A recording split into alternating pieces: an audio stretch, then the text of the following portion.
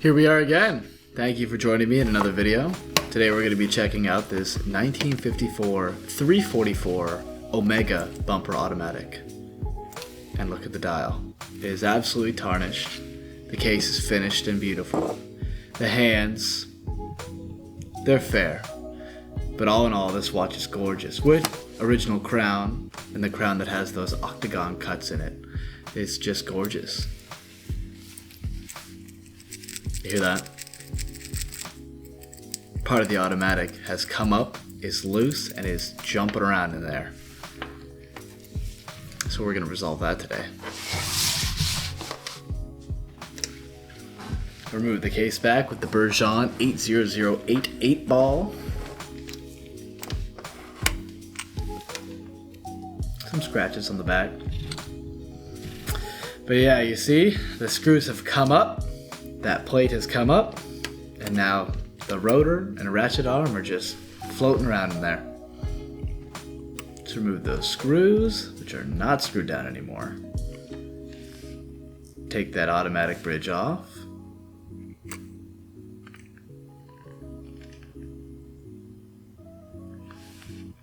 Take that rotor ratchet arm out of there. And finally the rotor. This watch was not running through the night, even when hand wound, and that might be because stuff was floating around in there and stopping it, which we found out was the case. We let down the power. We're going to be removing the mainspring and barrel and checking it out, and everything seemed to be okay.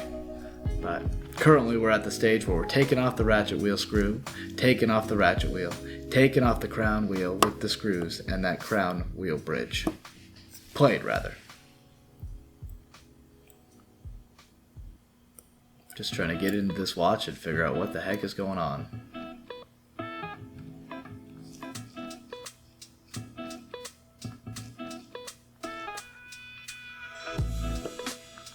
.344. This is an early automatic.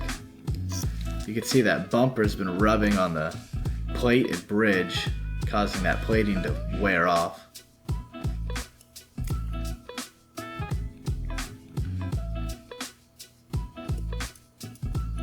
And this is one of two clicks that goes on to the ratchet rotor arm for the automatic system.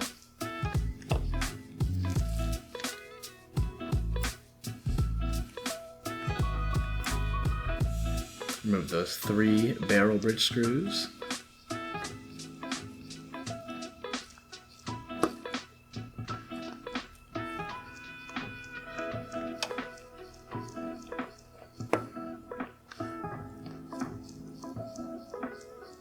I didn't feel the need to take the movement out of the case. I thought there's no reason to, so we'll just work inside the watch. Wiggle that bridge free. This watch is 70 years old. It looks so good.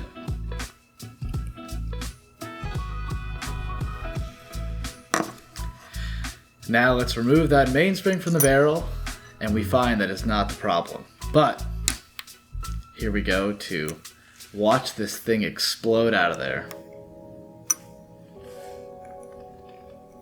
Always hold down your mainspring components very tight so they just don't fly off into space.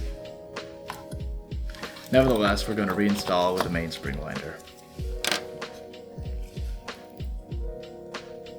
Check the size, make sure it fits in the barrel. Get the handheld device.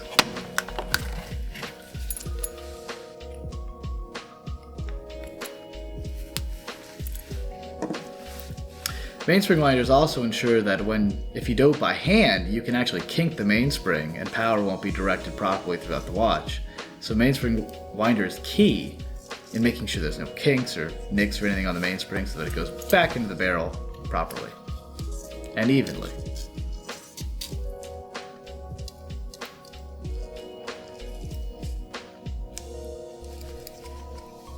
Watch out for that bridle. The bridle doesn't get caught in the edge of the mainspring winder and break off. That bridle's important. because it gives the tension at the end of the mainspring, because the mainspring doesn't hook on the barrel. The mainspring is able to slip because it's an automatic. What that slipping does is it acts as a clutch. When the mainspring has the proper wind to it and it goes to be overwound, it slips. It's like an automatic clutch. So, with that bridle being on there, since there's no hook, this pushes against the inner wall of the mainspring barrel, giving the right amount of tension for the whole spring, so the watch can run properly. Here we install the barrel arbor into the mainspring.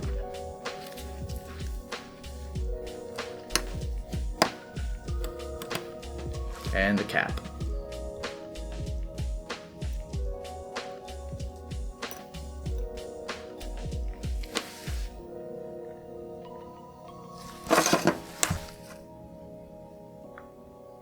This is a necessary tool in getting the mainspring barrel cap back on the mainspring barrel.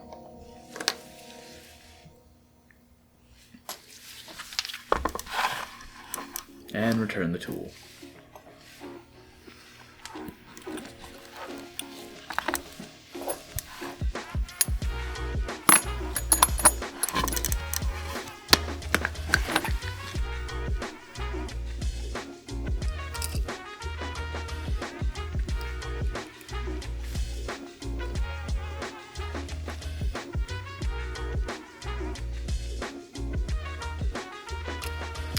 So now we know the mainspring wasn't the issue. And so it must have been just those floating pieces in there stopping the watch from running throughout the night. And it wouldn't automatically wind, you have to hand wind it, but now we know it's not a mainspring issue.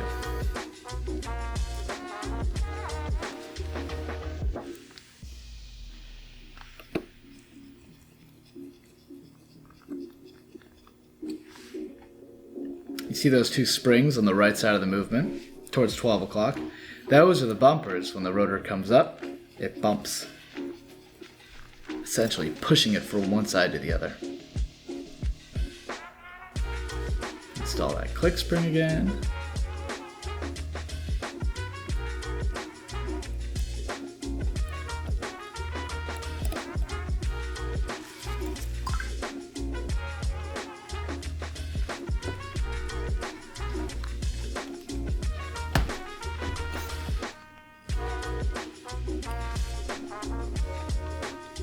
Get that crown wheel back in there.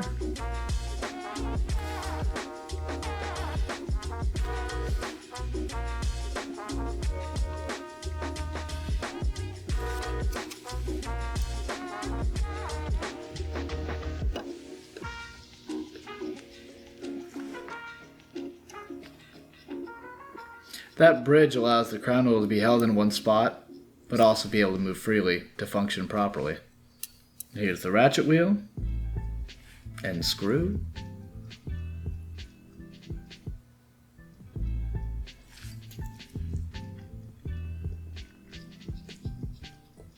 Nice just to wind a little bit when screwing down the screw. Everything's nice and free. And here's that rotor ratchet arm. This connects the automatic system to the winding system.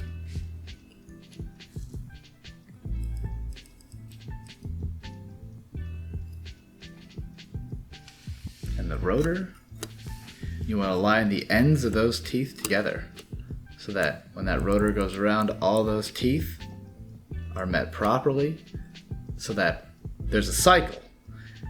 And there's two phases to that cycle. There's a ratcheting cycle and a winding cycle. And you want that rotor to bump each bumper. And if you don't have those teeth aligned properly, it'll not make it to one bumper and then overbank on the other side. Here's just the automatic bridge.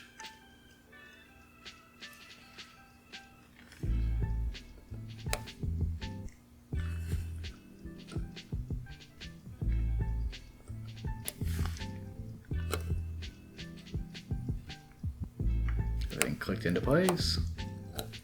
It meets both bumpers.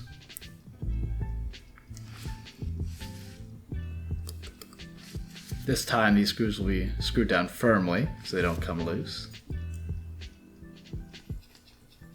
They had an automatic winder And I think that's what caused, those impulses are quite sharp. I think that's what caused those screws to come undone.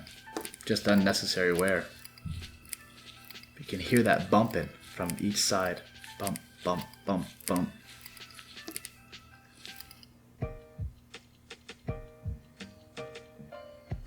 And this is just a piece of pegwood with some Radico so I can move the rotor without scratching it.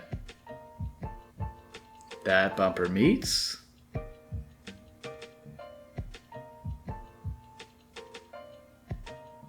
And that bumper meets.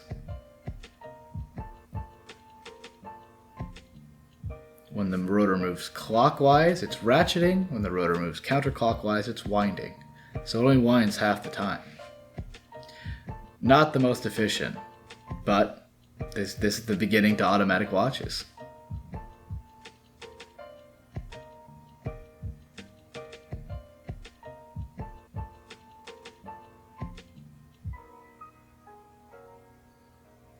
Two click springs, one for ratcheting and one for winding.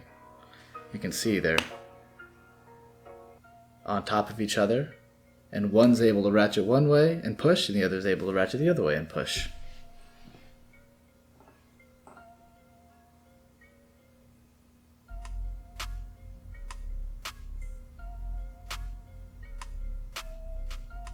And you see it winds the watch.